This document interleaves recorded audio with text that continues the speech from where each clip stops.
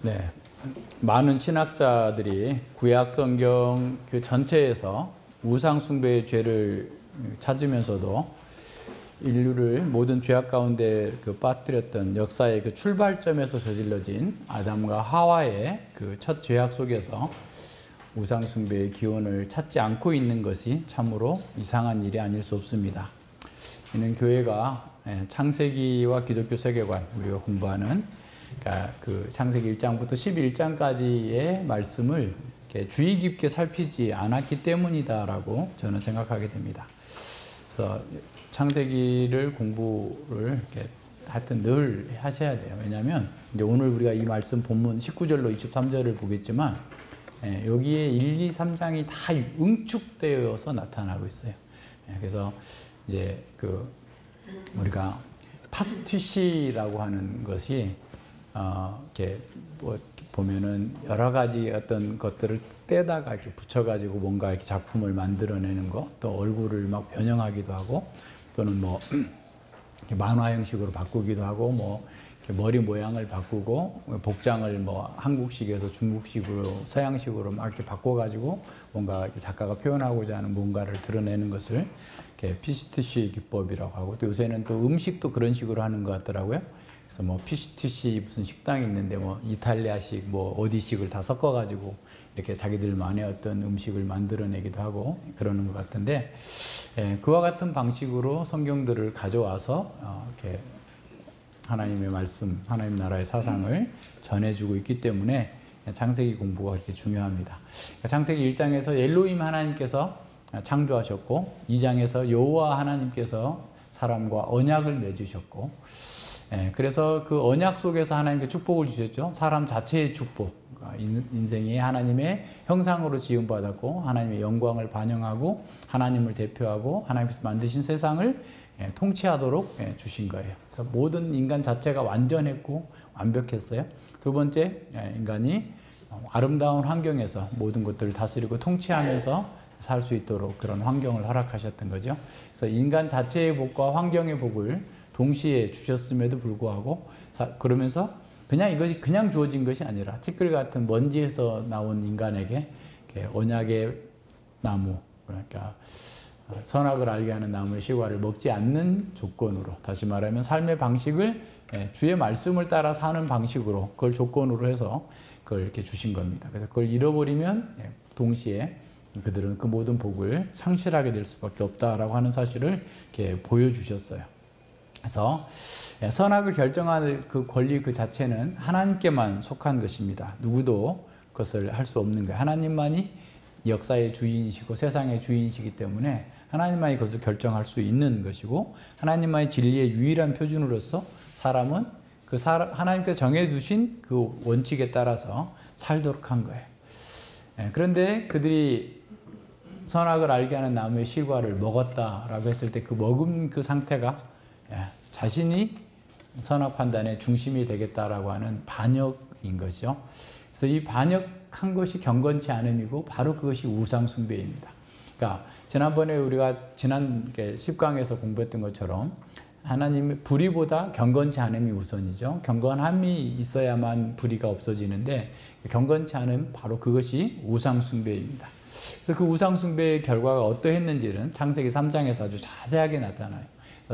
그 비참한 결과가 어떠했고 그것이 현재 우리에게 어떻게 영향을 미치고 있는지가 아주 자세하게 나옵니다. 옛날 옛적 얘기가 아니고 바로 오늘 우리를 보여주는 거예요.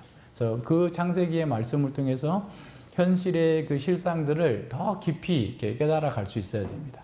근데 이제 창세기 말씀에 비추어서 지금 로마서에서 바울이 전하고 있는 그 말씀들을 다시 보면 창세기가 더 부유해지고 더 강하게 보여요.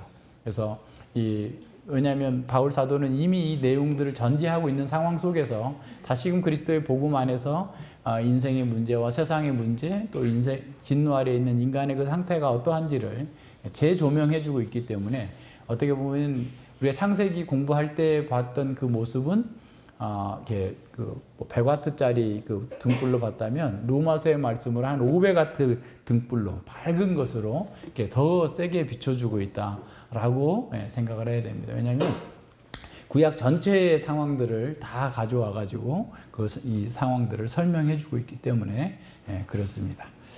그래서 구약 성경은 아담이 바로 자기 숭배의 죄, 다시 말하면 우상 숭배의 원형으로 보여주고 있어요. 그리고 그 죄가 보편적으로 모든 사람들을 이렇게 무너뜨리고 있다라는 사실을 보여줍니다. 특별히 그 에스겔 28장에 보면 두로 왕에 대한 그 심판의 상황이 나오는데, 두로 왕이 워낙 교만해가지고, 근데 보통 그 사람들은 그걸 잘못 이해하시는 분들은 사단에 대한 얘기다, 28장이. 그래서 뭐 하나님의 인과 같고 뭐 완전했고 막 이렇게 얘기하니까 그렇게 생각하는데, 그 아담의 원형입니다. 그러니까 다시 말하면 두로 왕이 굉장히 부유하고 강한 그런 그 나라를 건설해 가지고 사치가 너무너무 이렇게 심한 그 상태를 아담과 비추어서 그만큼 인간이 교만하고 그래서 타락했다라고 하는 사실을 그렇게 보여주고 있는 거죠. 다시 말하면 죄는 그 자아를 자기 중심에 두고 모든 것을 자아를 중심으로 재편하는 거예요. 나를 중심으로 재편해 나가는 거죠. 그렇게 함으로써 결과적으로 자기가 하나님이고 자기가 주인이고 자기가 모든 인생을 주관할 수 있는 사람이다 라고 생각하는 겁니다. 그래서 따라서 모든 죄는 이 우상 숭배로부터 출발하는 거예요. 하나님을 버리고 다른 신들을 섬기는 것, 그것은 결국 자기로부터 출발하는 겁니다. 바울 사도는 이 구약과 또 창세기 전체 문맥을 아까 말한 것처럼 파스티시의 그런 기법을 사용해 가지고 인간의 진노 아래 있는 그 모습이 얼마나 끔찍한가, 그 상황들을 이렇게 보여주고 있는 거죠. 하나님의 진노가 불의로 진리를 막는 사람들의 모든 경건치 않은가 불의에 대해서 하늘로 쫓아 나타나나니라고 설명을 했고, 자 그러면서 이 파스티시의 기법을 통해서 여기저기서 말씀을 끌어다가 그 말씀으로 인한 어떻게 보면 막 더 크게 빛을 비춰줘 가지고 굉장히 설득력 있으면서도 충격을 주는 방식으로 도전하고 있어요. 그래서 오늘 우리는 우상 숭배가 어디서 기원했고 또 어떤 그 결과를 낳고 있는지, 그것의 의미가 무엇인지를 잘 보면서 이것은 그냥 어떤 특정한 사람들만의 것이 아니라 하나님을 떠난 모든 사람들 속에서 주어지고 있는 보편적인 죄다라고 하는 사실을 깨달을 수 있기를 바랍니다. 19절에 봅니다. 모든 사람들에게는 신의식이 있다라고 말씀하는 거예요.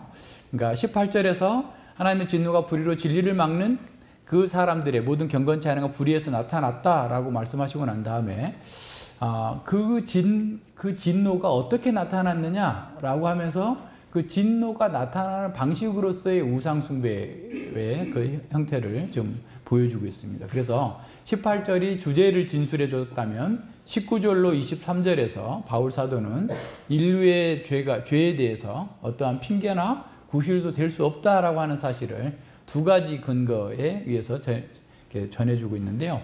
첫 번째는 19절과 20절에 왜냐하면이라는 말이 나와요. 그죠?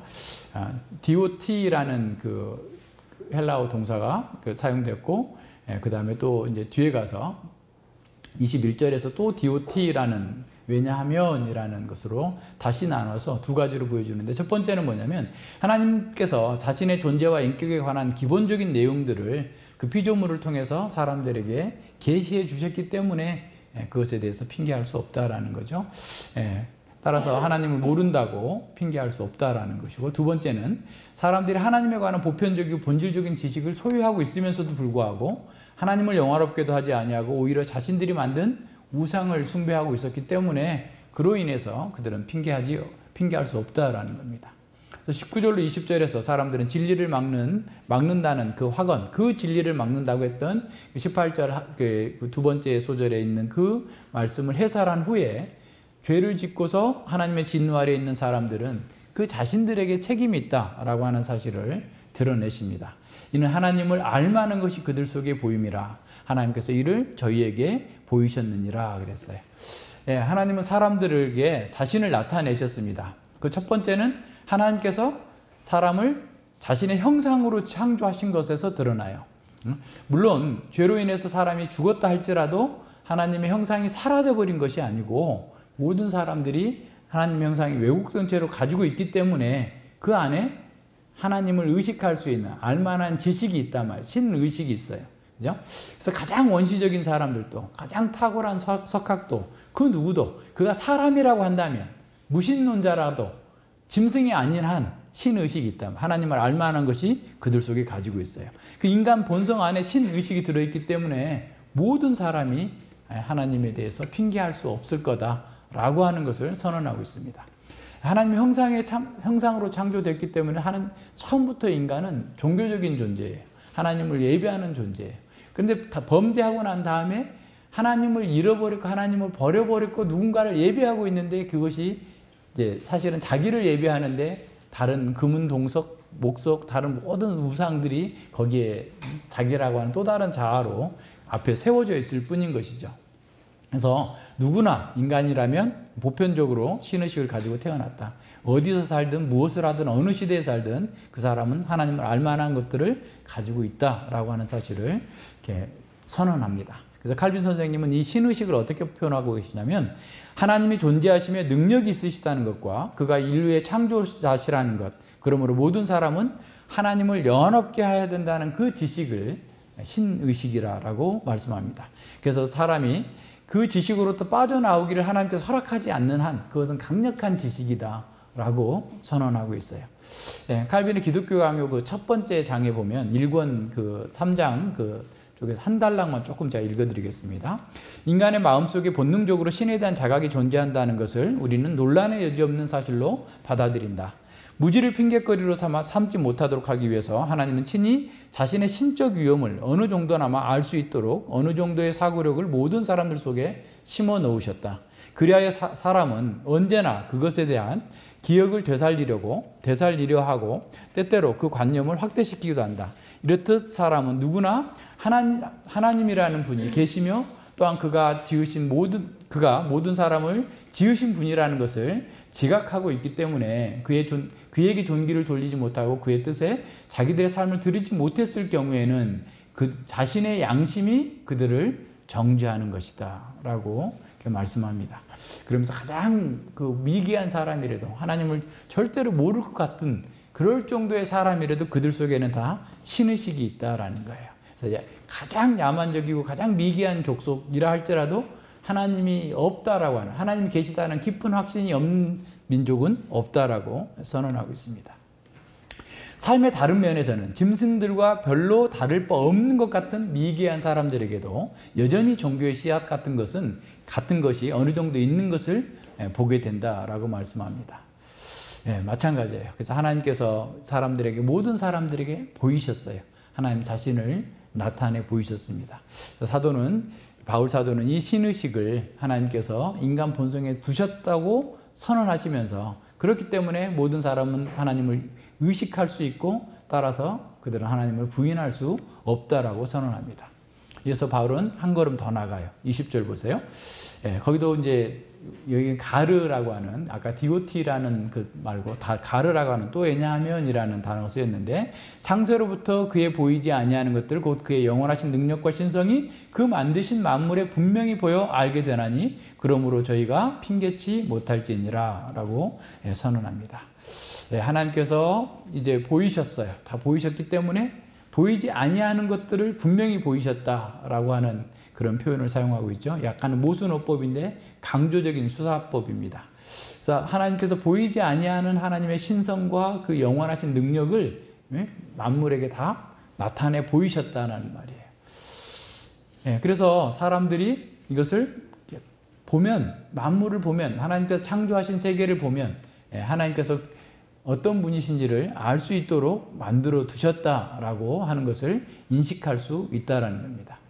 그래서 바울은 하나님의 창조와 섭리를 통해서 그분의 영원하신 능력과 신성을 아는 기본적인 지식을 모든 사람들에게 분명히 보이셨다고 선언하고 있는 겁니다. 그래서 사람들 속에는 보편적인 어떤 옳고 그름에 대한 의식이 있는 것도 바로 그런 거예요. 죄는 마땅히 심판받아야 된다. 죄는 심판을 받을 것이고 우주를 도덕적으로 통치하시는 분은 의롭고 정의롭다라고 하는 느낌을 모든 사람이 가지고 있습니다. 죄인이라 할지라도. 그래서 권선징악이라는 말이 있는 것 자체가 죄에 대한 하나님의 정하심을, 이제 32절에 나오는 것처럼 그런 죄를 짓는 자들은 하나님께서 심판하시겠다고 사망이라고 정하심을 알고도 자기들만 할 뿐만 아니라 이렇게 하는 자들을 칭찬한다라고 선언하고 있는 거죠. 모든 인류 속에는 보편적인 양심이 들어있어요. 그래서 우리가 이제 로마서 2장 14, 15절에 가서 보면 그 양심의 작용을 통해서 하나님의 선하심 또 하나님의 그 의식을 이렇게 분별할 수 있도록 만들어 주신 거죠. 그래서 하나님께서 사람은 하나님의 형상으로 지었기 때문에 타락한 사람들 속에서도 일반 은총의 결과로 그들 속에 양심이 있어서 하나님의 법을 따라서 살아야 된다라고 하는 의식을 가지고 있다라는 겁니다. C.S. 루이스는 일반 은혜 가운데 주어진 양심과 도덕률이 인간에게 남아있다라는 점을 이런 식으로 표현합니다. 하나님의 선함과 우리의 선함은 다르지만 완전히 다르지는 않다라는 거예요. 두 가지가 흰색과 검은색처럼 다른 것이 아니라 완벽한 원과 서너 살짜리가 그릴 수 있는 삐뚤삐뚤한 원 정도의 차이가 난다는 거죠. 그러니까 우리가 죽어있기 때문에 그러니까 하나님의 그 선함이 어떻다라는 것을 사람도 가지고 있어서 사람이 선하게 살려고 하지만 하나님께서 그린 것처럼 완벽하게 살지 못하고 죄로 인해 죽어있기 때문에 삐뚤삐뚤하게라도 원을 그리려고 한다는 말이에요. 그런 면에서 그 C.S. 루이스는 사람들 속에 하나님을 아는 지식, 하나님의 선함을 알고 있다라고 선언하고 있는 겁니다. 자, 하지만 사람들은 불의로 진리를 막고 경건치 않음과 불의를 행하기 때문에 그 진노를 당하고 있는 겁니다. 사람들은 하나님의 진노에 항의하거나 핑계할 수 없습니다. 하나님은 인간을 하나님의 형상으로 지었기 때문에 또한 그리고 자연 만물에 나타난 하나님의 능력과 신성을 통해서 하나님이 어떠한 분이신지를 알기 때문에 사람들은 핑계할 수 없다라고 선언하고 있는 거예요. 예, 그래서 이 하나님의 은혜를 우리가 다 모른다 할지라도 그러니까 그들이 이것을 통해서 자연 계시, 일반 계시를 통해서 하나님께 나아가서 구원 얻을 수는 없다 할지라도 그들의 심판에 대한 충분한 증거가 되고 하나님을 알 만한 것은 충분히 그 속에 들어있다라고 선언하고 있는 겁니다. 바울 사도는 창조와 역사 섭리를 통해서 하나님이 통치하신다는 사실을 분명하게 드러났다라고 선언하는 거예요. 그걸 증명하려고 한 게 아니라 이미 선언하고 있는 거예요. 그렇다라는 사실을 선언하고 있는 거죠. 우리가 창세기에서 본 것처럼 하나님과 창조, 인간과 사회의 역사가 명확하게 어떤 것인지 실체를 우리에게 보여주고 있는 거죠. 근데 계속해서 그 사건들이 사실은 역사 가운데 계속 되풀이되고 있어요. 되풀이되는 이유는 뭐겠어요? 인간이 죄로 인해 죽어있기 때문에 더 이상 어떤 달리 나갈 수가 없어요. 진보가 없어요. 사람들은 진보라고 생각하지만 다람쥐 쳇바퀴 도는 듯이 열심히 그 자리에서 돌고 있는 거예요. 스스로 자력 구원에 노력을 하려고 아무리 노력을 하지만 그 속에서는 구원의 길이 없고 주님을 만날 수 있는 하나님을 만날 수 있는 길로 나아가지 못하는 겁니다. 그래서 일반 계시로서는 구원으로는 이끌지는 못하지만 하나님의 영원하신 능력과 신성을 분명하게 알 수 있다라고 그래요. 우리가 뭐 옛날에 고등학교 때 배웠던 그죠? 정철, 송강 정철의 관동별곡이라는 시에 보면 그분이 강원도 그 경치 좋은 곳을 돌아다니면서 보다가 금강산을 봤나요? 조화신공인고 금강산이 너무 아름답고 그 경치가 아름다우니까 이것은 하나님께서 만들지 않으면 안 된다라고 하는 사실로 고백하고 있는 거죠. 고대 세계에서도 다 모든 사람들이 공유하고 있는 것은 하나님이 존재한다라는 거예요. 그러니까 오늘날 사람들은 하도 인간을 높여버리니까 뭐 신을 존재한다라고 생각하지 않고 자기가 신이 돼버린 거죠. 쉽게 말하면. 그러니까 이제 신이 없는 것처럼, 신에 대한 의식이 없는 것처럼 느껴지지만 이미 다 모든 사람들이 그 신의 존재를 인정한 것이 공유된 세계관 속에 있었던 겁니다. 그래서 고대 사상가들은 자신이 자연에서 신의 계획을 인식한다라고 믿었어요. 자연 속에서 하나님께서 어떻게 세상을 다스리는지를 인식하고 있다라고 여긴 겁니다. 오직 한 부류, 우리가 아는 에피쿠르스 학파만이 자연에서 하나님의 신성을 찾을 수 없다라고 얘기했지만 소크라테스도 이렇게 얘기했습니다. 자연이 신의 은혜를 계시하며 따라서 찬양해야 마땅하다라고 설명합니다. 스토아 철학자들도 자연 질서에서 하나님의 존재를 추론하게 된 거예요. 하나님께서 이렇게 질서롭고 조화롭게 이 세상을 이끌어 가신다고 한다면 하나님께서 분명히 계시다. 그럼 하나님께서 이러이러한 방식으로 신이 있어서 이렇게 살도록 하실 거다라고 생각한 거죠. 그래서 고대 사상가들은 인간 안에 분명하게 존재하는 하나님을 아는 지식에 관한 이 바울의 언어를 충분히 이해했을 겁니다. 그래서 아레오바고에서 너희들이 알지 못하는 신에게라고 제단을 만들어 놓고 제사하고 있는데 내가 그 알지 못하는 신에 대해서 가르쳐 주겠다라고 하면서 설교를 시작하잖아요, 바울이. 그와 같은 방식으로 바울은 선언하고 있는 겁니다. 그래서 동서양을 막론하고 일반 계시를 통해서 신을 찾아가려는 사람들은 고대나 현대나 늘 항상 있습니다. 따라서 누구도 핑계할 수 없다는 사실을 보여줍니다. 바울 사도는 하나님의 존재를 입증하려고 노력하는 것이 아니라 이방인들 속에 이미 하나님을 아는 지식이 있다, 신의식이 있다라는 사실을 전제하고 주장하고 있습니다. 그래서 이 일반 계시는 공의로운 정죄에 이르기에 충분하다라는 거예요. 그래서 그들의 죄에 대해서 심판의 근거로 사용될 수 있음을 선언하고 있음을 보게 됩니다. 그래서 이제 사실 우리가 이제 구원을 받으려면 이렇게 더 분명한 특별 계시의 빛으로 봐야만 우리가 보이는 것이죠. 이제 21절과 23절에 보면 하나님의 진노가 나타난 그 두 번째 이유가 나옵니다. 하나님을 알되 하나님으로 영화롭게도 아니하며 감사치도 아니하고 오히려 그 생각이 허망하여지며 미련한 마음이 어두워졌나니 스스로 지혜 있다 하나 우준하게 되어 썩어지지 아니한 하나님의 영광을 썩어질 사람과 금수와 버러지 형상의 우상으로 바꾸었느니라 라고 그랬어요. 여기서도 왜냐하면을 사용해서 왜 사람들이 핑계치 못하는가에 대해서 설명하는 겁니다. 바울은 사람들이 하나님께서 창조하신 만물 위에 두신 하나님을 아는 지식을 가지고 있으면서도 하나님을 영화롭게 하거나 감사하지도 아니하고 자기들이 만든 우상과 형상에게 경배하는 것을 선언하고 있어요. 그러니까 하나님을 영화롭게 하지 않는 것, 그래서 그냥 하나님을 찬양하지 않는 것 정도가 아니라 하나님의 속성을 반영해서 그분을 영화롭게 하는 것. 다시 말해서 우리가 하나님의 영광을 반영하는 삶을 살아가는 삶을 살지 않은 것까지도 포함하고 있는 겁니다. 그래서 바울 사도는 일반 계시가 저희의 핑계치 못하게 했는지를 설명했고, 이제 하나님 사람들이 하나님을 알지만 하나님을 영화롭게도 하지 않고 하나님을 감사하지도 않는다라고 하는 것이 무엇인지를 좀 더 분명하게 설명하는 것이죠. 하나님의 영광의 현시가 분명하게 드러났기 때문에 누구도 하나님이 영광스럽지 않는 분이다라는 사실을 부인할 수 없는 거예요. 근데 바울은 여기서 굉장히 단어를 의도적으로 다른 단어를 쓰고 있는데, 알다라는 말이 기노스코라는 말인데 이것은 인격적인 굉장히 친밀한 알미거든요. 그런데 왜 여기 지금 일반 계시 속에서도 이렇게 안다라고 표현했을까라고 하는 것을 조금 더 뒤집어서 살펴보면 바울 사도는 창세기 2장의 언약적 친밀함을 염두에 두고 그렇게 쓰고 있다고 봐요. 그러니까 무슨 말이냐면 창세기 2장에서 하나님과 인간이 온전한 관계 속에서 언약의 친밀함 가운데 살고 있었는데 하나님을 영화롭게 하지 않고 자기를 영화롭게 하려고 결국 선악을 알게 하는 나무의 실과를 먹고 범죄해버린 것이잖아요. 그래야만 이 죄의 어떻게 보면 그 무도함이 더 극화되고 더 분명하게 드러나기 때문에 그와 같은 방식으로 표현했을 것 같아요. 그래서 이후에 타락한 인간들 속에서도 하나님의 창조와 섭리를 통해서 인간의 본성과 이성으로 감지할 수 있는 그 진리를 이미 받았다는 거예요. 그럼에도 불구하고 사람들은 하나님의 진리를 버리고 대안적이고 열등한 자기 사고를 속에 숨어서 오히려 자기 수많은 우상들을 만들어내고 있다는 거예요.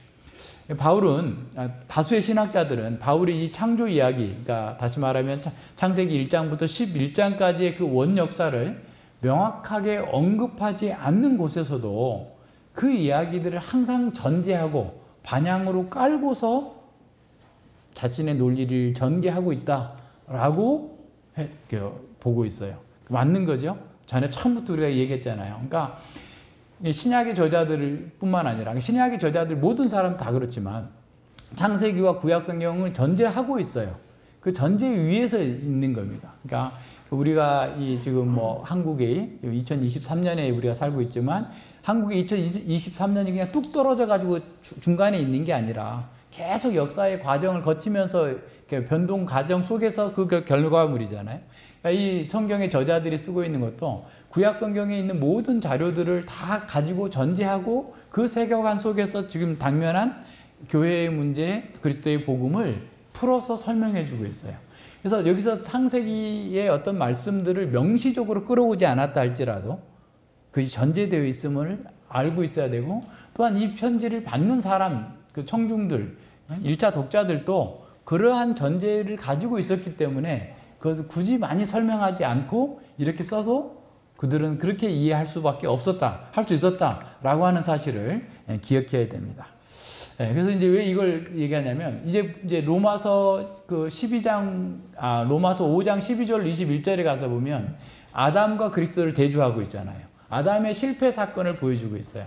그러니까 아담의 실패로 말미암아 지금 주어져 있는 것들이 좀 계속해서 좀 엮여서 나타나고 있거든요. 그렇기 때문에 우리는 이렇게 바울 사도가 직접 이렇게 가져오지 않았다, 직접 인용하지 않고, 어떻게 보면 인유적으로 어떤 하나의 단어나 그 내용들을 가져왔다 할지라도 그 내용 전체를 지금 가지고서 이 얘기를 하고 있다라는 사실을 알아야 돼요. 그러니까 이게 굉장히 다른 모든 서신보다 로마서가 깊어요. 그 내용 하나하나 추적해 들어가기가 굉장히 이렇게 쉬운 일이 아닙니다. 그래서 이 말씀들을 이렇게 쭉 따라가면 따라갈수록 우리는 그 속에 감춰져 있는 하나님의 보화를 깊이 발견할 수 있습니다. 네, 그래서 사람들이 그 21절에 사람들이 하나님 창조주 하나님을 영화롭게 하고 그에게 감사함으로써 그에 관한 참된 지식이 근거해서 행동해야 되지만 그것을 거절한 거예요.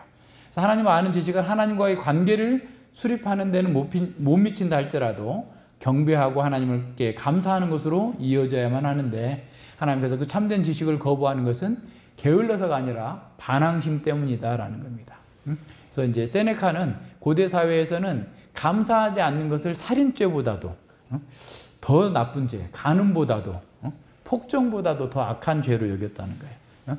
왜냐하면 감사하지 않는 것에서 다른 죄가 나온다고 본 거예요. 스토아 철학자의 세네카가 그렇게 본 거예요.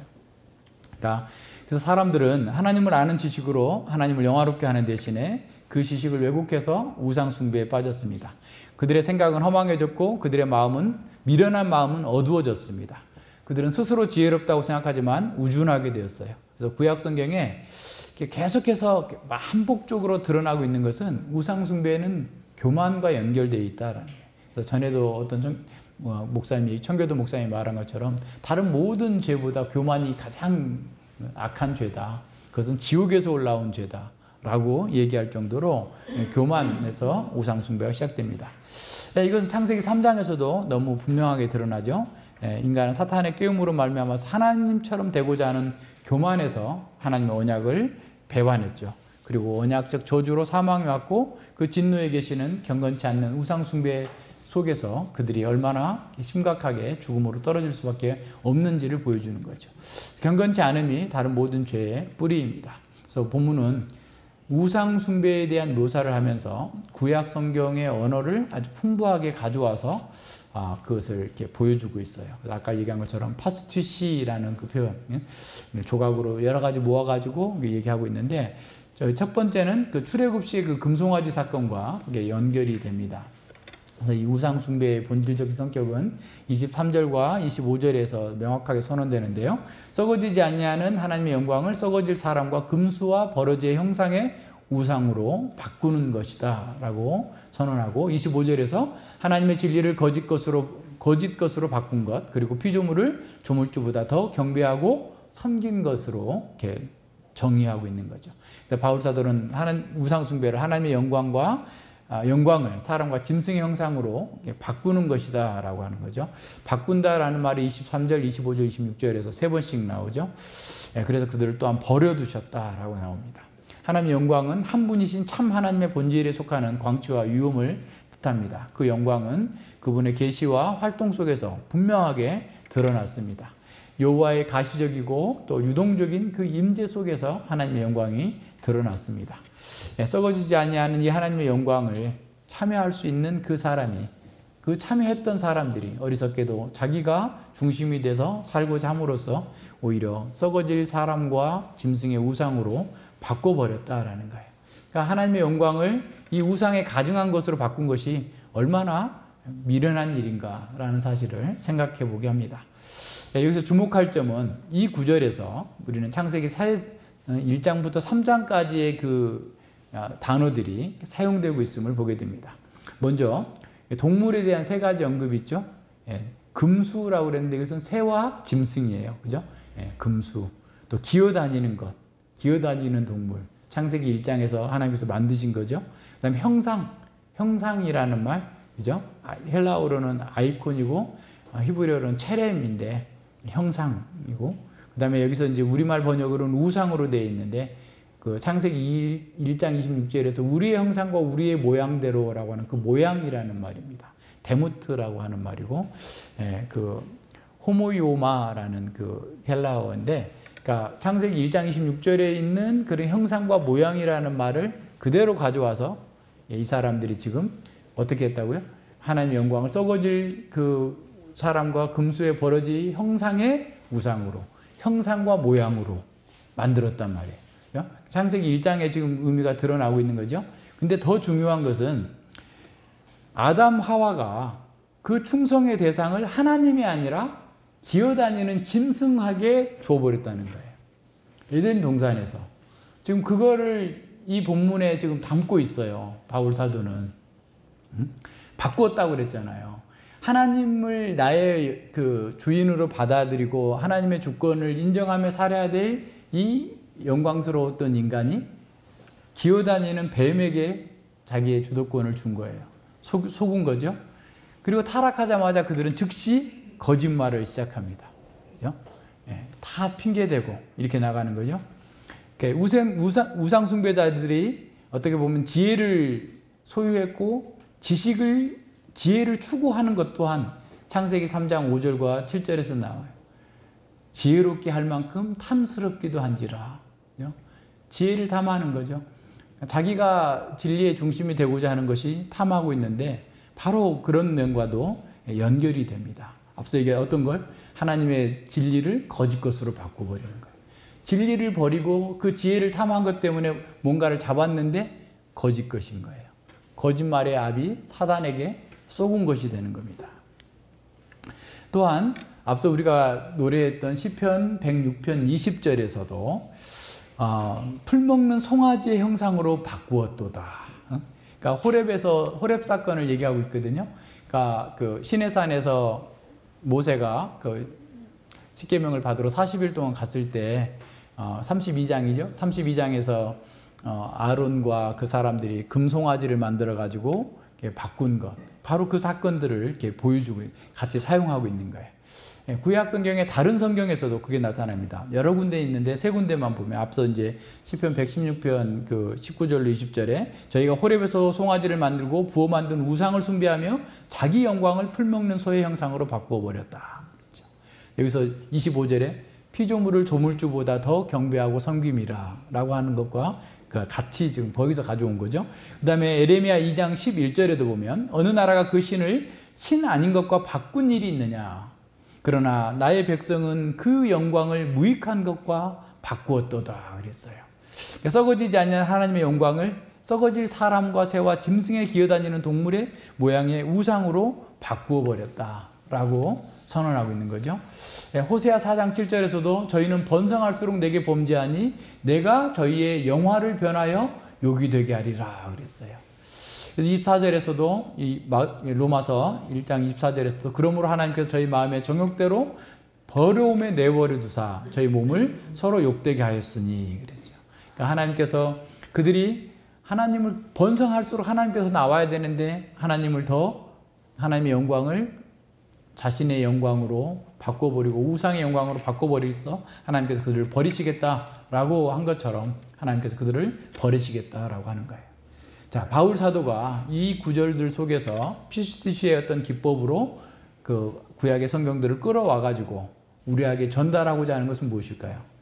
그것은 이스라엘이 집단적인 어떤 면에서 아담과 같은 역할을 해야 됐다. 무슨 말이겠어요? 집단적으로 아담과 같은 역할을 해야 된다. 구원받았으면 다시 하나님의 영광을 나타내고 제사장 나라와 그의 소유된 백성으로서의 온 세상에 하나님의 영광을 드러내야 될 책무가 있음에도 불구하고 그렇게 하지 못했음을 보여주고 있는 거예요.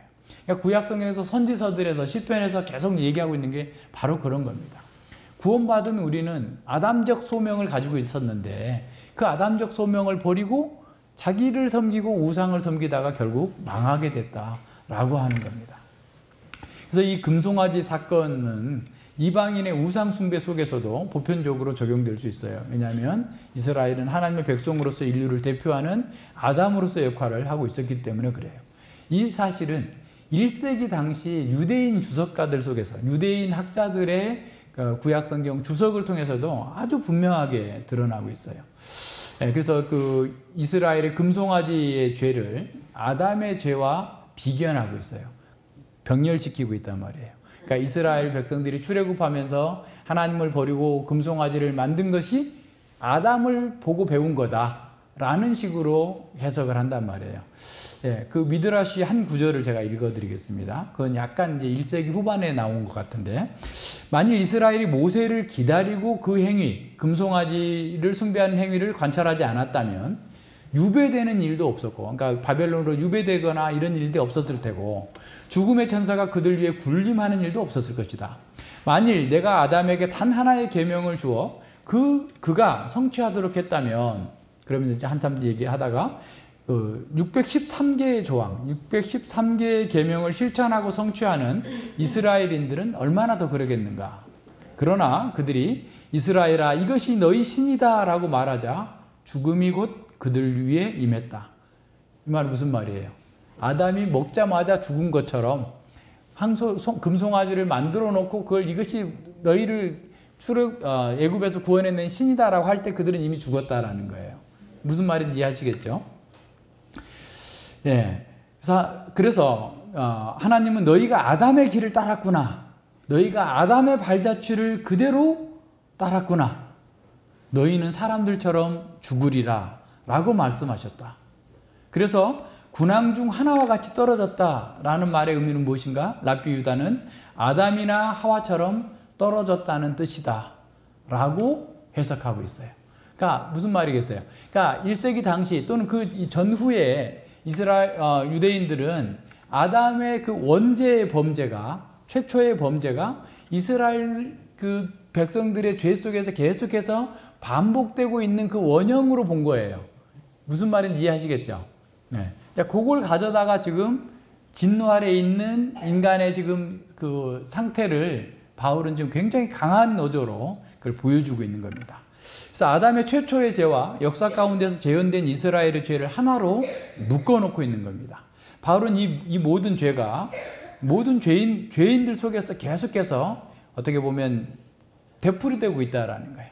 똑같이 반복되고 있음을 지금 이 말씀을 통해서 보여주고 있어요. 모우라 후커라고 하는 신학자는 이렇게 말합니다.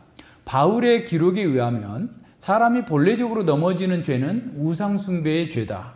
바로 이런 이유 때문에 하나님은 인간이 다른 죄에 빠지는 것은 그대로 두신다. 창세기 내레이티브에는 아담이 우상에게 예배를 드렸다는 암시가 전혀 없다는 반론이 나올 수도 있다. 그러니까 이제 창세기를 보면서 언제 아담이 우상에게 경배했냐 이렇게 말할 수 있을 거다라고 하여 그런 반론이 있을 수 있다는 거예요. 하지만 이미 살폈듯이 아담이 창조주가 아니라 피조물을 섬겼다는 기소는 성립된다라는 거예요. 또한 이런 혼란은 아담이 하나님과 자기가 만든 물건을 혼동한 데서 온다. 바로 거기서 우상숭배가 생겨난다. 더욱이 로마서 1장 23절에서 우상을 표현하는 용어들은 창세기 내레이티브에서 취해졌다. 여기서 언급된 짐승들은 사람이 다스리도록 주어진 것들이다. 하지만 뱀의 목소리를 들음으로써 아담은 피조물에 대한 자신의 정당한 지배권을 행사하는 데 실패했을 뿐만 아니라 자신을 피조물에 굴복하는 처지에 둠으로써 우상숭배의 길을 열어놓았다라는 거예요. 자, 무슨 말인지 충분히 이해가 되시죠? 그래서 아담은 궁극적 자아이자 이기적 인격이고 타락 전 인류의 그 원형적인 역할을 했고 그 타락의 모형 또한 우리 모든 인간들 속에서 반복되고 있다라는 거예요. 그 또 다른 신학자는 이렇게 말합니다. 22절과 23절을 얘기하면서 바울이 은연중에 하지만 의도적인 방식으로 한편으로는 창세기 3장의 이야기를 다른 한편으로는 광야에서의 이스라엘 얘기를 다시 언급하고 있다라는 거예요. 이 말씀 가지고 22, 23절 속에서 그렇게 말씀해 주고 있다는 거예요. 그래서 하나님을 예배하는 일을 포기한 것에 대한 처벌은 다른 모든 관계가 정상적으로 작동하지 않게 나타난다는 거예요. 않게 한다는 말이죠. 그래서 뭐 동성애나 부모의 권위에 대한 불순종이나 다른 사람들과의 어떤 역기능적인 관계, 24절부터 32절까지 나오는 게 다 그런 거죠. 불의에 관한 모든 죄는 경건치 않은 우상숭배로부터 출발한다라는 거예요.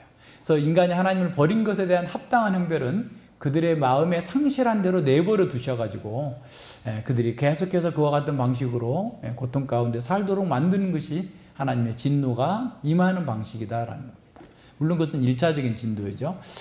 그래서 모든 면에서 사람들은 실패한 거예요. 의롭지 않고 불의하고 하나님의 지혜를 반영해야 되는데 하나님의 지혜가 없어서 어두운하게 되고 어리석게 돼서 바보 같은 짓만 계속하고 사는 그런 거고, 진실하지 못하고 속임이 가득하고 선하지 못하고 악을 도모하는 자들이 되었고, 사랑하는 자들이 아니라 사랑하지 않고 무정한 자들이 되었고, 자비하지 않고 무자비한 자가 되었다라고 하는 사실을 계속해서 24절 이하에서 그걸 보여줍니다.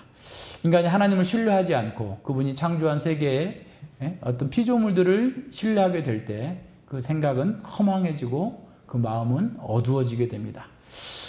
바로 여기에서 모든 형태의 죄악이 따라옵니다. 그래서 사도는 24절로 32절에서 이걸 설명해 나가는 거예요. 그래서 모든 죄의 핵심은 경건치 않음, 바로 우상 숭배임을 보여줍니다. 인류 역사에 나타난 우상 숭배를 추적해 올라가면 올라갈수록 그 결국은 아담과 하와의 타락으로부터 비롯됐다라는 사실을 알게 됩니다. 그래서 창세로부터 보이지 아니하는 것들, 곧 그의 영원하신 능력과 신성이 그가 만드신 만물에 분명히 보여 알게 되나니 그러므로 저희가 핑계치 못할지니라 라고 선언합니다. 따라서 아담과 하와를 포함한 모든 인류는 기소의 대상이 됩니다.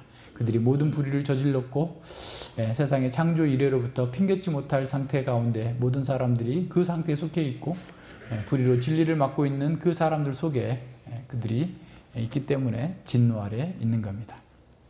자, 그러면 영광의 하나님을 버린 그 인류는 불의로 그 진리를 억압해요. 이미 주어져 있는 진리, 자기 속에 있는 신의식, 일반 계시를 통해서 주어져 있는 그런 신의식, 또 이스라엘에게 주어진 그 언약적 그 진리마저도 다 억압하는 겁니다. 그래서 인간 속에 있는 신의식과 일반 계시를 통해서 주어진 하나님의 영원하신 능력과 신성을 보면서도 그 진리를 버리고 스스로 지혜 있다라고 자랑합니다. 허망한 마음과 우준한 상태로 전락한 인간은 하나님의 영광을 썩어질 사람과 금수와 버러지 형상으로 바꿔버렸습니다. 인간의 마음은 온갖 우상을 만드는 공장이 되어버린 겁니다. 오히려 사람들은 지금은 더 인기 있는 우상을 만들기 위해서 무한 경쟁을 하다시피 하고 있습니다. 오늘날 사람들은 금은 목적으로 우상을 만들기도 하지만 그보다는 돈과 쾌락과 명성과 자기라고 하는 그 우상을 더 추구하고 만들고 있습니다. 루터 선생님은 첫 번째 계명을 설명하면서 이렇게 말씀합니다. 당신의 마음이 매달리고 의지하는 것은 무엇이든지 그것이 바로 당신의 하나님이다. 오직 마음의 신뢰와 믿음이 하나님도 만들고 우상도 만든다. 내가 뭘 신뢰하느냐, 내가 뭘 섬기고 있느냐가 나타나는 거죠. 우리가 궁극적인 안전을 위해서 우리의 마음에 매달리고 의지하는 것이 무엇이든지 그것은 우상이에요. 하나님이 아닌 것을 매달리고 있다면 그건 우상이다 말이죠. 우상은 그것이 무엇이든지 간에 오직 하나님께만 속하는 충성을 요구합니다. 그래서 예수님께서 마태복음 6장 19절 이하에서 하나님과 돈 중에 누구를 섬길 것이냐라고 선택하라라고 말씀하시는 게 그런 거예요. 따라서 우상숭배는 참 하나님을 제외한 다른 신들 또는 그 어떤 이미지들을 숭상하는 거예요. 그래서 크리스토퍼 나이트는 이렇게 말합니다. 구약학자인데요. 우상숭배로 인해서 하나님과 피조물 간의 구분이 흐려지고 결국 둘 다 손상시키는 결과가 이렇게 다양하게 나타난다는 거죠. 우상숭배는 하나님을 왕위에서 물러나게 하고 피조물을 왕위에 오르게 합니다. 우상숭배는 하나님의 권위를 거부함으로써 하나님의 행동할 수 있는 능력을 강요하거나 또는 조정함으로써 하나님이 우리의 관심사를 위해서 일하도록 함으로 하나님을 제한시키고 축소시키고 통제하러 가는. 그러니까 교회를 다니면서도 그와 같은 방식으로 하나님을 통제하고 조정하고 하는 것 또한 우상숭배다라는 거예요. 자, 우상숭배하는 자가 우상과 같이 된다는 사상인 구약 전체에 드러납니다. 앞서 우리가 시편 115편 아까는 찬양 같이 했죠. 그 115편 4절로 8절에 저희 우상은 은과 금이요 사람의 수공물이라 입이 있어도 말하지 못하며 눈이 있어도 보지 못하며 귀가 있어도 듣지 못하며 코가 있어도 맞지 못하며 손이 있어도 만지지 못하며 발이 있어도 걷지 못하며 목구멍이 있어도 목구멍으로 소리도 못하느니라. 우상을 만드는 자와 그것을 의지하는 자가 다 그와 같으리라 라고 선언했어요. 자, 우상을 만들고 우상을 숭배하는 자는 결국 우상처럼 된다는 거예요. 우상은 눈과 귀와 코 다 만들어놨어도 아무 감각이 없잖아요. 알아듣고 말할 수 없잖아요. 마찬가지로 우상을 숭배하는 자들은 눈이 있어도 보지 못하고 귀가 있어도 듣지 못하게 된다라는 겁니다.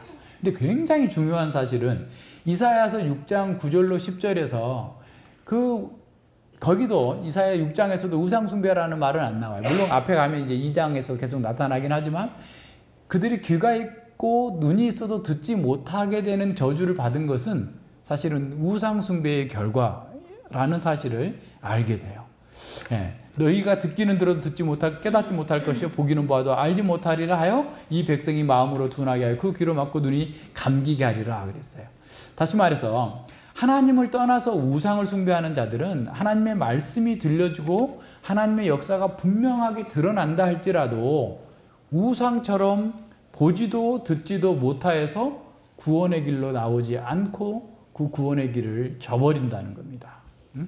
그러니까 아담이나 구약의 이스라엘 백성의 문제가 바로 이거예요. 하나님의 말씀을 듣지 않고 자기가 원하는 것을 함으로써 더 이상 말씀이 들려지지 않은 겁니다.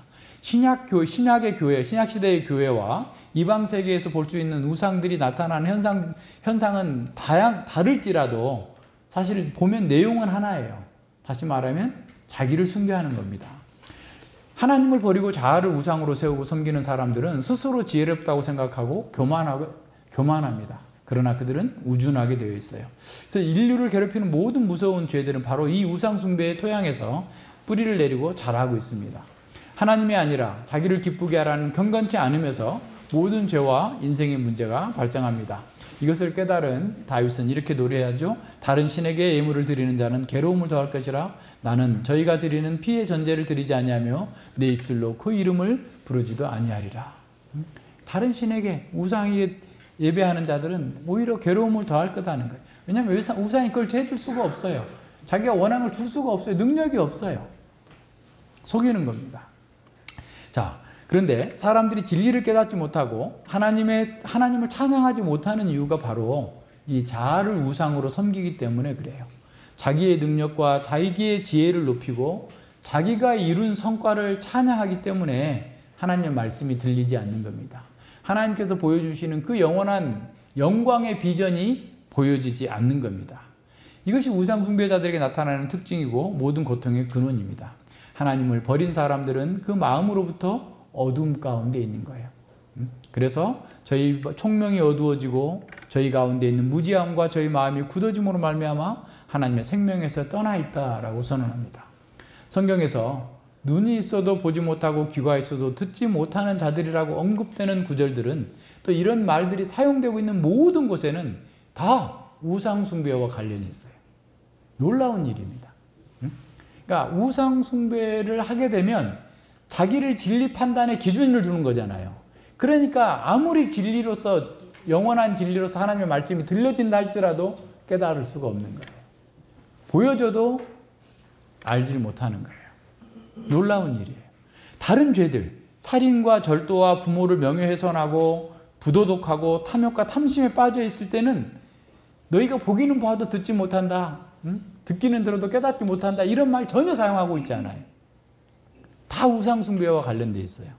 자, 그러면 우상 숭배 때만 이 말들이 사용되어져서 책망되고 있다면, 인간이 자기를 중심으로 살고 있다면, 우상 숭배에 빠지게 된다면 말씀을 듣는 귀 막히는 거예요.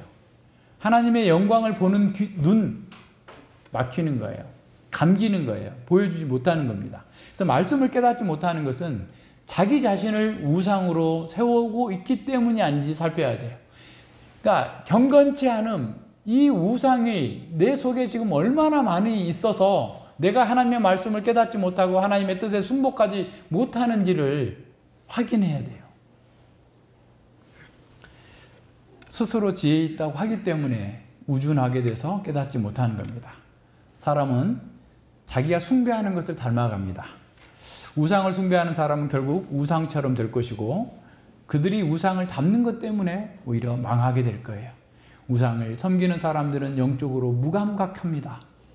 우상처럼 움직이지도 못해 활력이 없어요. 주님을 위해서 어떤 일도 할 수 없어요. 생명력도 없어요. 그냥 존재하고 있는 거예요. 그런 사람에게, 그렇게 살고자 하는 사람들에게 하나님께서 명확하게 선언하십니다. 내가 우상을 좋아하느냐? 네가 너를 사랑하느냐? 네가 나보다 너를 사랑한다면 좋다. 너는 그러면 우상처럼 변할 것이다. 그것이 나의 심판이다. 라고 선언하시는 겁니다. 그렇다면 우리가 우상 숭배에서 벗어나서 하나님께로 돌아갈 수 있는 길이 없을까요? 그건 어디 있을까요? 그것은 태초부터 창세기 3장에서부터 하나님께서 약속된 언약의 길을 우리에게 보여주셨어요. 우리를 구원하시려고 찾아오셔서 창세기 3장 15절에서 여인의 후손이 와서 사단의 머리를 깨고 너희들을 구원할 것이다 라고 약속을 주셨어요. 그 약속, 그 언약을 신뢰하고 순종하는 것입니다. 아담은 하나님의 언약을 믿고 자기 아내의 이름을 하와라고 부름으로써 그 언약에 순종했어요. 그러자 여호와 하나님은 즉시 그와 그 아내를 위해서 가죽옷을 지어 입히셨습니다. 아담이 자기 아내의 이름을 다시 짓듯이 하나님은 다시 이들 부부에게 옷을 지어서 입히신 겁니다. 무화과 나무의 나뭇잎으로 만든 그 옷을 가죽옷으로 바꿔 입히신 거죠. 무화과 나무 잎은 인간이 스스로 자기 수치를 가리고 스스로 자기를 구원하고자 하는 우상 숭배의 옷이었으나 가죽옷은 하나님께서 주권적으로 그들에게 은혜를 베풀어 주시는 구원과 은혜의 옷이었습니다. 무화과 나무 옷은 자기 스스로를 수치를 가리고 자력으로 구원을 얻으려고 했지만 실패하죠. 항상 실패합니다. 영원히 실패할 거예요. 그러나 가죽옷은 하나님의 은혜와 자비로 덮임을 입는 거예요. 그래서 아담과 하와는 자기 스스로 수치를 가리고 구원을 얻을 수 없었습니다. 모든 인류도 마찬가지입니다. 인간의 구원은 오직 하나님의 용서와 사랑에서 시작되고 완성됩니다. 하나님만이 인생의 고통과 문제를 근본적으로 해결해 주십니다. 아담과 하와가 이 하나님의 은혜로운 간섭을 통해서 구원을 얻었던 것처럼 오늘날 우리도 하나님의 은혜로 구원을 얻습니다. 그리스도께서 친히 우리의 가죽옷이 되어주셨어요. 그래서 우리는 그리스도로 옷 입은 사람이 되었습니다. 언약을 배반하는 자에게 베푸시는 하나님의 은혜를 깨달은 아담은 하나님만이 유일한 소망임을 깨달았습니다. 아담은 엄청난 재앙을 초래한 그 반역자였으나 그는 하나님의 은혜와 삶의 법칙을 깨닫게 된 겁니다. 아담의 신앙 고백을 받아주신 여호와 하나님은 즉각 그 연약한 자들, 그들 편에 서서 그들의 수치를 덮어주시고 그들이 적대적인 환경 속에서도 생존할 수 있는 적절한 보호장치를 제공해 주셨습니다. 한 짐승의 희생과 더불어서 이제 하나님은 그들을 위해서 무릎 또는 발목까지 내려오는 겉옷을 만들어 주셨습니다. 우리는 이 가죽옷을 입히는 그것이 동산에서 추방되기 전이었다라는 것을 생각해 봅니다. 그러니까 추방보다 하나님의 은혜가 더 앞선다는 사실을, 하나님의 은혜가 심판보다 앞서는 행위를 우리는 볼 수 있는 겁니다. 예수님은 하나님 나라의 비유를 말씀하시면서 이사야의 말씀을 인용하신 후에 제자들에게 이렇게 말씀하십니다. 그러나 너희 눈은 봄으로 너희 귀는 들음으로 복이 있도다 그랬어요. 제자들도 우리도 처음에는 다 소경이었고 귀머거리였습니다. 우리도 비루한 것을 섬겼던 우상 숭배자들이었습니다. 하지만 하나님께서 그들과 우리를 부르시고 하나님 나라의 비밀을 알도록 선물을 주셨습니다. 천국의 비밀을 아는 것이 너희에게는 허락되었으나 저희에게는 허락되지 아니하였다라고 말씀하십니다. 하나님 나라의 비밀을 듣고 깨닫는 것이 가장 큰 선물입니다. 여러분에게 1,000억이 있는 것보다 대한민국 0.1%의 자산을 가진 것보다도 더 큰 선물이고 은혜라는 사실을 기억해야 됩니다. 주께서 우리의 귀와 우리의 눈을 열어주신 것은 우리 안에 있는 우상, 그 자아를 조종하고 있는 사탄을 이기셨기 때문에 그렇습니다. 이사야의 예언이 우리에게 성취된 거죠. 그때 메시아 시대에 소경의 눈이 밝을 것이며 귀머거리의 귀가 열릴 것이며, 그러면 이것은 어떤 거예요? 우상 숭배로부터 벗어나서 주님의 말씀을 듣고 깨닫고 주님의 영광스러운 비전을 보면서 기뻐하고 뛸 것을 선언했었는데, 예언했었는데 그것이 지금 우리에게 이루어진 것입니다. 그래서 요한계시록에서 계속 말씀하시는 게 뭡니까? 들을 귀 있는 자는 들을지어다. 우상 숭배자들에겐 감춰져 있다라는 거예요. 동일한 편지를 받았다 할지라도 자기를 중심으로 두고 있는 사람들에게는 귀가 없어요. 들을 수가 없어요. 그런데 들을 귀 있는 자들, 하나님의 은혜를 입은 사람들, 자기 우상을 깨뜨린 사람들, 자기 십자가를 지고 그리스도를 따르는 사람들은 듣게 되는 겁니다. 인간은 자신이 헌신하는 대상의 본성을 자꾸 취하게 됩니다. 우리가 주님께 헌신하면 우리는 주님과 똑같은 영적 본성의 속성을 가지게 됩니다. 고린도전서 6장 17절에서 주와 합하는 자는 주님과 한 영이라. 주님의 영으로 우리가 변화돼서 영광의 영광으로 변화될 거예요. 그러나 우리가 자신을 우상에게 던져놓으면 마치 창녀와 함께한 자가 창녀와 하나가 되는 것처럼 우리는 또한 그 우상이 될 것입니다. 물론 신실한 신자가 주님이 되는 거 아니고 우상 숭배자가 우상 자체가 되는 것은 아닙니다. 하지만 우리가 헌신하는 그 대상을 우리는 그 본성과 같아진다는 것을 기억해야 됩니다. 신실한 신자가 하나님의 속성과 영광을 반영하는 것처럼 우상 숭배자는 그 우상의 악함, 그 우상의 영적인 속성, 거짓말하는 그 속성, 우상의 배후에 있는 그 귀신이 가지고 있는 파괴지고 기만적인 성격을 반영할 수밖에 없어요. 그렇기 때문에 우리가 누구를 선택하느냐가 그렇게 중요한 겁니다. 프로반이라고 하는 신학자는 이렇게 말합니다. 성경이 기술하고 있는 근본적인 우상 숭배가 현대의 다양한 우상 숭배의 중심에 놓여 있다. 이것은 바로 자기 자신에 대한 우상 숭배다. 자기 자신이 존재의 중심에 신으로 자리 잡고 있다. 신과 같은 개별성, 자율성, 스스로 정해놓은 목표, 그 경계 위에 궁극적인 의미가 존재하고 있다. 모든 게 자기 중심이, 이게 자기의 이익이 되느냐 안 되느냐가 모든 것의 판단 기준이 되는 거예요. 자기 중심이 된 겁니다. 오늘날 많은 교인들이 귀신에게 제사하거나 어떤 형상을 만들지 않기 때문에 우상 숭배는 신자나 교회와는 거리가 먼 거다라고 생각할 수 있어요. 그러나 우상의 최종적인 숭배는 자아를 숭배하는 사람들이 있습니다. 그런데 그 자아를 숭배하는 것이 이상하게도 오히려 교회 밖보다 교회 안에 더 많은 것처럼 보일 지경이에요. 그럴 지경까지 이르렀어요. 그래서 데이비드 웰즈는 이렇게 선언합니다. 오늘날 많은 교회, 특히 복음주의 교회는 이렇게 자아를 섬기는 우상 숭배에 사로잡혀 있다. 이것은 우리가 죄라는 단어를 들을 때 흔히 마음속에 떠오르는 위반 행위보다도 훨씬 더 심각한 타락, 근본적인 타락인 거잖아요. 자기를 섬기는 우상 숭배니까. 우리는 사소한 죄라는 모기가 접근하지 못하게 하면서도 간음하지 않으려 하고 도둑질하지 않으려 하고 거짓말하지 않으려고 그런 그 사소한 모기 같은 죄는 막 쫓아내려고 부정하니까 나한테 가까이 오지 마라 이렇게 하면서도 자아라는 낙타, 더 부정한 우상 숭배는 삼켜버린다라는 거예요. 자아에 몰두하는 경향은 구약 성경에서 이방 종교가 보여주는 많은 복잡한 관계만큼이나 널리 퍼져 있는 우상 숭배요, 영성을 좀먹는 우상 숭배다. 이렇게 자아에 강한 애착을 보이는 태도가 고대 이방신 숭배와 똑같은 것으로 보이지 않는다는 점이 교회로 하여금 자신의 부정함에 대한 판단력을 잃게 한다라는 거예요. 얼마나 놀라운 지적이에요. 통찰력이죠. 그러니까 그 고대 사람들처럼 우상 숭배 안 하니까 우리는 안 한다라고 생각하지만 실제로는 똑같이, 그래서 그걸 분별할 수 없으니까 똑같이 하면서 그걸 모르고 있다는 거예요. 하지만 마지막 결과는 고대의 우상 숭배만큼 파괴적인데, 왜냐하면 자아는 우상과 마찬가지로 지나치게 많은 요구를 하기 때문이라는 거예요. 많은 것들을 요구하는 거예요. 자아는 시장에 있는 신들만큼이나 막강한 구성력을 갖추는 그런 그 중심이라는 거예요. 그러니까 대기업이 그냥 모든 지점을 쫙 만들어 놓고 그냥 그 유통을 장악하고 있는 것처럼 이 자아라고 하는 그 자기 중심성 속에서 모든 것들을 다 신경망처럼 연결해 놓고 자기 중심적으로 판단하고 살고 있다는 겁니다. 현대 교회는 훨씬 암울했던 시대의 이스라엘 백성만큼 열심히 자아의 우상을 섬기는 죄를 범하고 있다.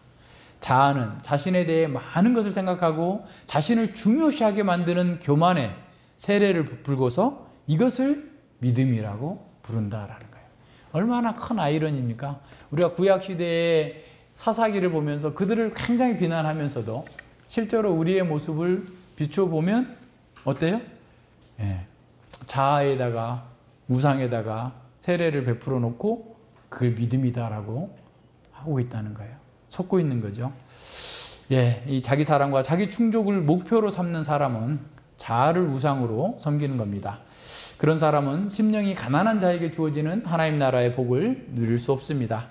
자기 십자가를 지고 자기를 십자가에 못 박지 않고는 예수님을 따를 수 없기 때문에 그렇습니다.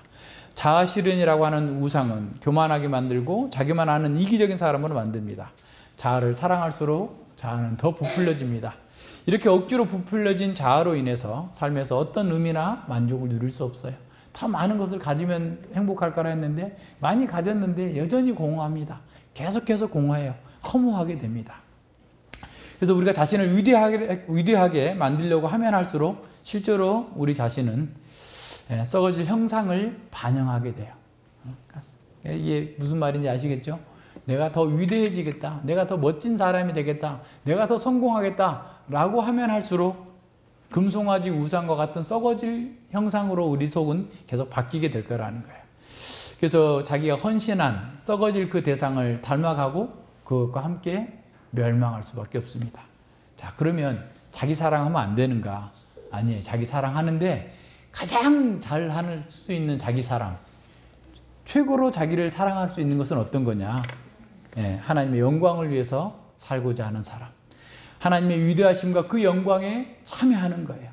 우리를 진정으로 행복해 줄 수 있는 선한 자기 사랑, 그것은 바로 하나님께서 원하시는 것을 원하고 하나님께서 미워하는 것을 미워하고, 그래서 하나님께서 하시고자 하는 것들을 나도 하고자 하고 하나님께서 사랑하시는 것을 나도 사랑하면, 창조와 구원의 목표를 이루고자 하면 하나님을 찬양하고 하나님을 영화롭게 하는 것이 내 인생의 목표가 되면 그것을 가장 자기를 사랑하는 겁니다.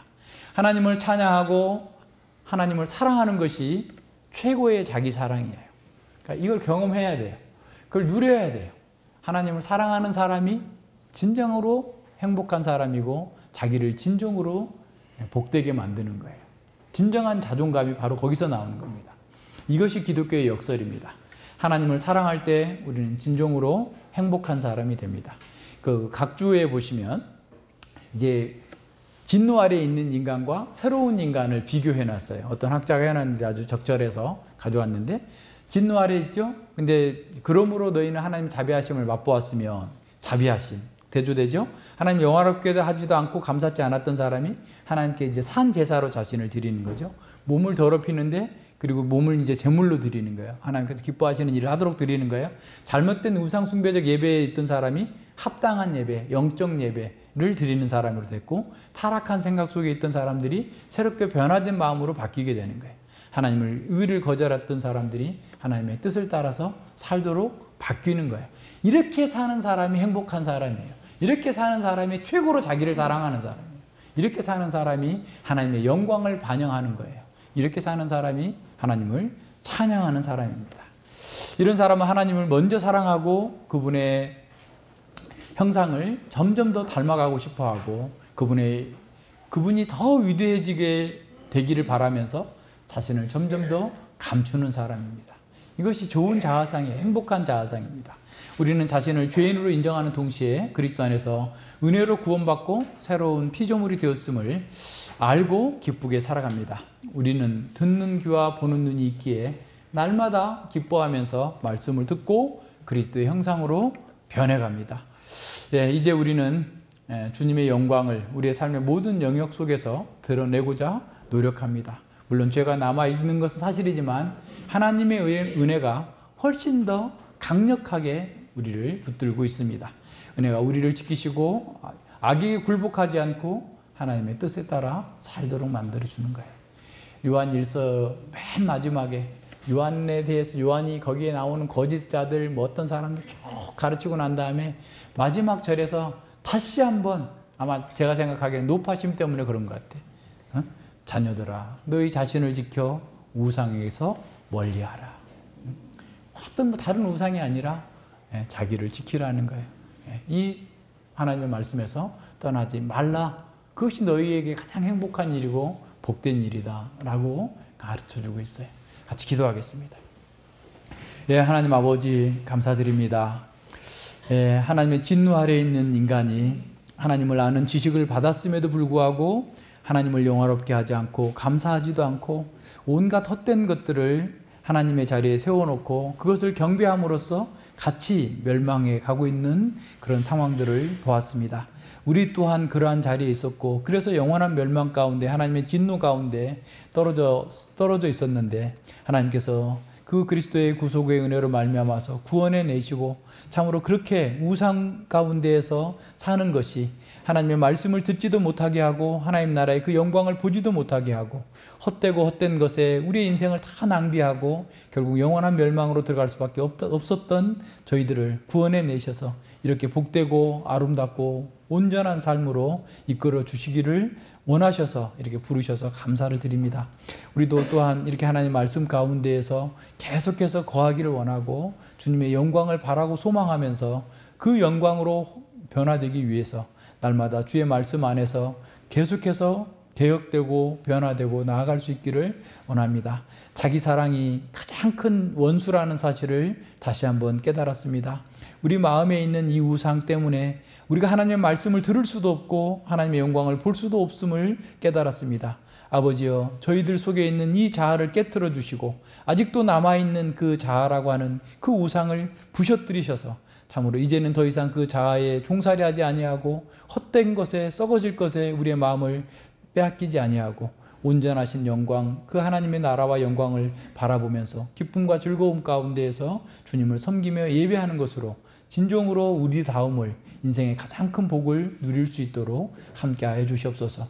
자아를 사랑하는 것, 타락한 그 부패한 자아를 사랑하는 것은 오히려 우리를 망하게 하는 길이라는 사실을 명심하게 해 주시고 하나님을 찬양하고 하나님을 영화롭게 하는 것이 최고의 자기 사랑이라는 사실을 깨닫고 그 길로 나아갈 수 있도록 저희들을 이끌어 주시옵소서. 감사드리며 예수님 이름으로 기도드립니다. 아멘.